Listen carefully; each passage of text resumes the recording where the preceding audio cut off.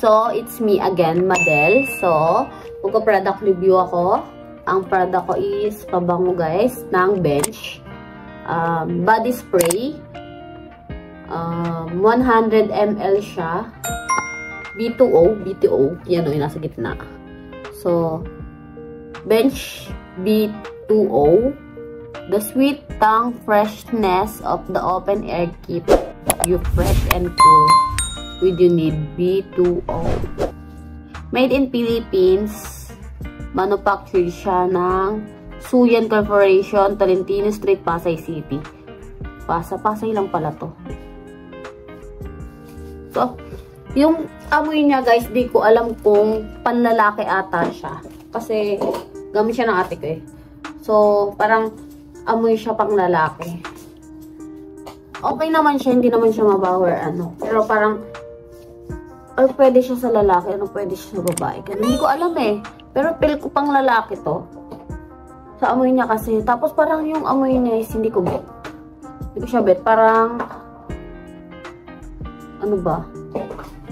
Parang dahon. Dahon.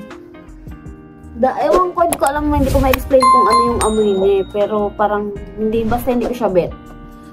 Nabibili siya sa, meron to sa Watson. Tapos, marami rin naman to sa mga tindahan eh. Yung mga nagtitinda-tinda. Ayan, meron to. Mabibili mo siya. Pero hindi ko alam kung magkano tong, bench na to. Kung sa lalaki is pwede talaga siya kasi, may panlalaki nga siya, di ba? Pero pag babae, okay lang. Kung mahilig ka rin naman sa amoy ng mga ganito. Depende naman yun. Kasi ako mahilig ako sa mga pabangong sweet. Ganun yung akin. Pang sweet lang. So, ayun. Ito. Hindi ko siya bet. Meron pang, ewan ko kung meron pang ibang ganito. May ibang, marami naman din siya eh. Hindi ko siya open. Marami pa naman yung laman neto. Ko alam kung magkano to, pero siguro mura lang. Mura lang siguro po. Pabango to. Yan siya guys, so.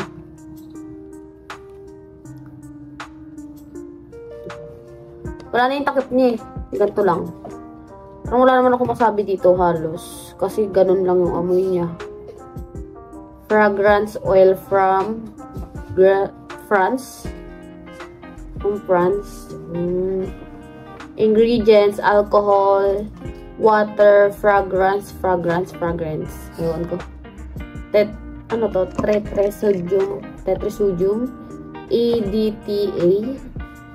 Direction, hold bottle upright and spray all over the body. So, yun. Ayun yung mga nakasulat dito sa likod, guys. So, ang rate ko lang dito is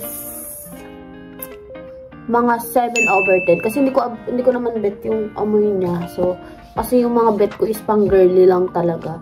Kasi may mga ibang babae na gusto nila yung mga amoy na medyo panlalaki. Yung mga lalaki naman gusto nila minsan amoy na pang babae. Ganun talaga. So, yun. Ang rate ko lang dito is 7/10. Yun. So, ayun lang guys. Thank you.